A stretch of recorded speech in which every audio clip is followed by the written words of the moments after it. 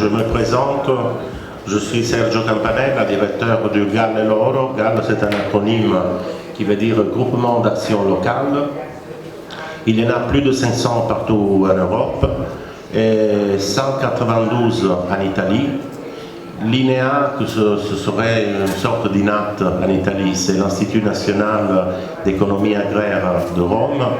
Il a fait en 2014 une étude sur toutes les 192 GAL nationales et on a découvert que le GAL Loro, que j'ai l'honneur de diriger, c'est le deuxième en Italie pour qualité du projet et qualité de la coopération. De quoi nous nous occupons? Nous nous occupons du développement rural à 360 degrés. Ça veut dire que nous n'intéresse pas seulement l'agriculture en tant que telle, mais aussi le milieu où l'agriculture se développe. Ça veut dire que l'agriculture, vous savez, c'est un secteur qui n'est pas seulement le sol. Il y a aussi le climat, il y a les ressources, et il y a une série de variables à mettre en place pour développer l'agriculture en tant que telle, et le chapitre social, c'est un des plus importants. Ici, vous en Tunisie, vous savez bien que la petite agriculture surtout est en 80% féminine. Ce sont des femmes qui vont porter en avant l'agriculture ici. Et les femmes ont besoin d'une série de services qui peut-être pas encore n'existent en Tunisie, comme services d'aide pour les enfants ou pour les anciens qui sont dans la famille, et toute une série de choses en ne laissant pas le transport qui sont nécessaires ici. Nous nous occupons de ceci chez nous pour aider les agriculteurs, l'agriculture familiale, les petits agriculteurs à mieux travailler dans le milieu rural et à mieux faire une agriculture de qualité. Nous sommes intéressés à tout ce qui est la traçabilité pleine des produits, la sécurité alimentaire et bien sûr la qualité certifiée.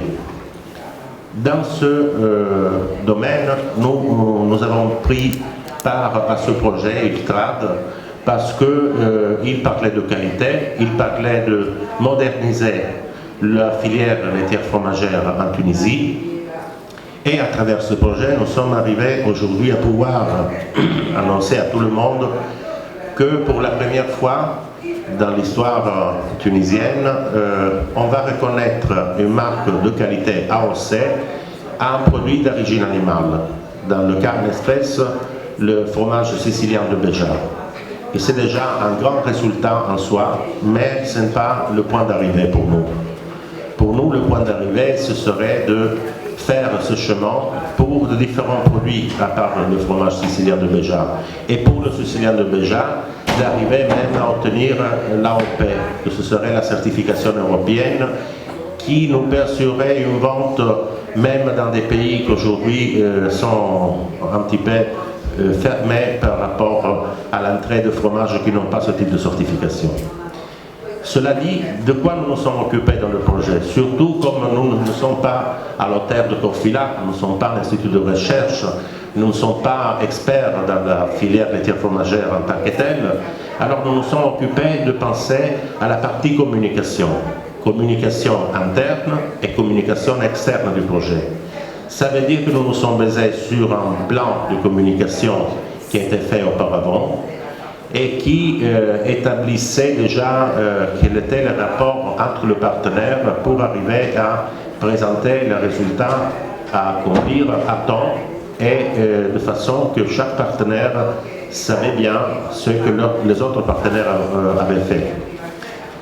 De la partie de la communication externe, nous nous sommes occupés de créer un site web dont vous voyez une image. Il est encore en travaux en cours parce qu'il y a une série de photos que notre expert est en train d'insérer. Mais vous voyez que si vous avez l'occasion de le visiter, il a pratiquement toutes les sections nécessaires à bien faire comprendre qu'est-ce que nous avons fait, et comment nous l'avons fait et quels sont nos objectifs, même dans autres 4 pages sociales, Facebook en principe, mais il y a aussi des autres, je ne me rappelle pas bien, Instagram il me semble, et Twitter bien sûr, et Google+.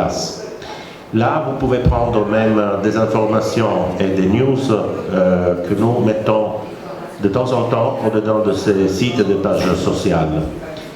Mais nous avons fait aussi tout ce qui est l'information à travers le dépliant, à travers des séminaires que nous avons organisés. Ce séminaire, par exemple, est organisé par les partenaires tunisiens, bien sûr, mais sous la coordination de Galiloro. Et aussi, nous occupons, à partir du séminaire, de tous ces instruments, ces outils qui sont nécessaires à la plus correcte communication vers les techniciens, les experts de la matière, mais même vers le grand public qui doit être bien conscient de ce que nous faisons à travers ce projet-là. Il y a aussi des newsletters qui sont publiés et qui donnent, on dire, un panorama de ce qu'on fait dans la filière laitière fromagère partout dans le monde, et à travers, par exemple, l'utilisation de techniques innovantes, mais aussi un information sur les étapes les plus essentielles, les plus ciblées du projet Ilstrad. Alors, si vous allez voir le newsletter qu'on a préparé, vous pouvez voir un petit peu toutes les étapes qu'on a accomplies jusqu'au moment.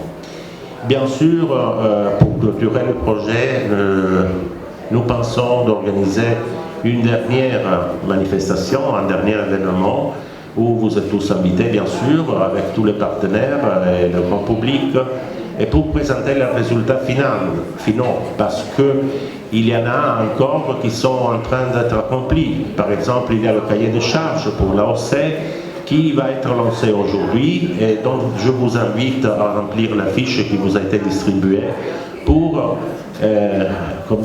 collecter vos remarques et nous aider à améliorer les contenus même du cahier de charges. Bon, je ne veux plus parler pour n'être pas trop long. J'espère d'être bien compris. Et pardonnez mon français, mais je pense que c'est mieux que l'italien pour vous, pour nous comprendre plus rapidement. Merci beaucoup.